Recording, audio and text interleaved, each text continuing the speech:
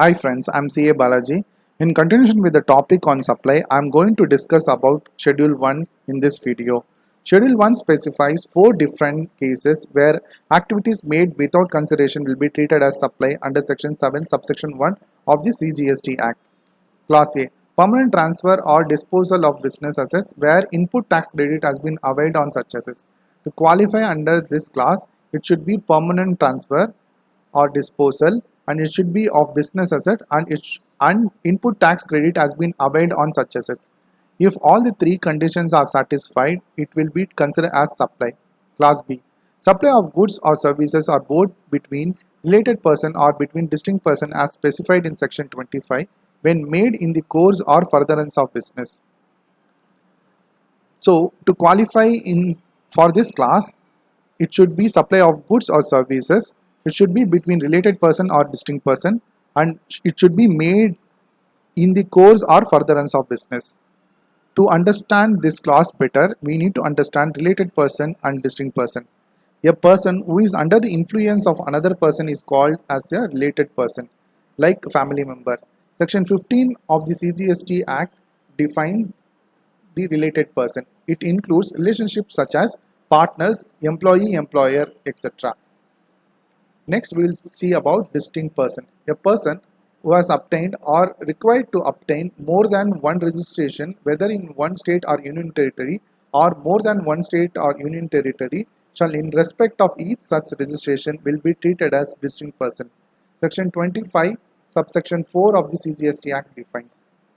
So, if a company is registered in Maharashtra and it is having a branch office in Tamil Nadu, any supply between its registered office and its branch will be treated as supply.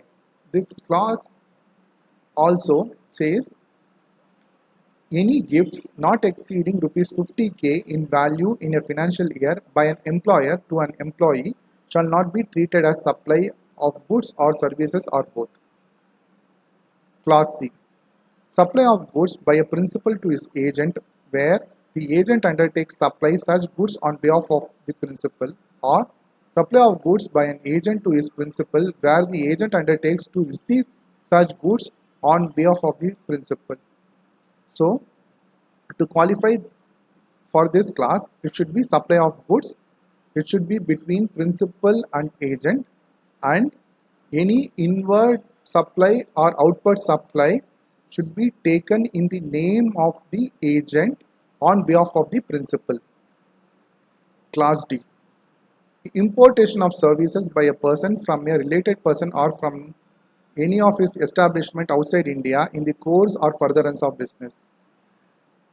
You are remembered we are discussed about section 7(1)(b) where importation of services with consideration whether or not in the course or furtherance of business will be considered as supply.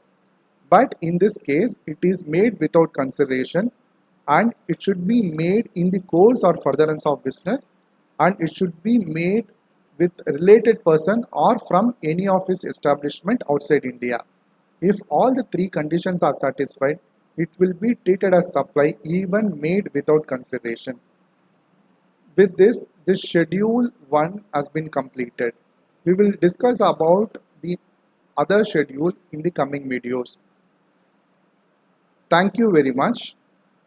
You can reach me out at cabalajij@gmail.com, and you can visit my blog onetaxpointindia.blogspot.com. Thank you.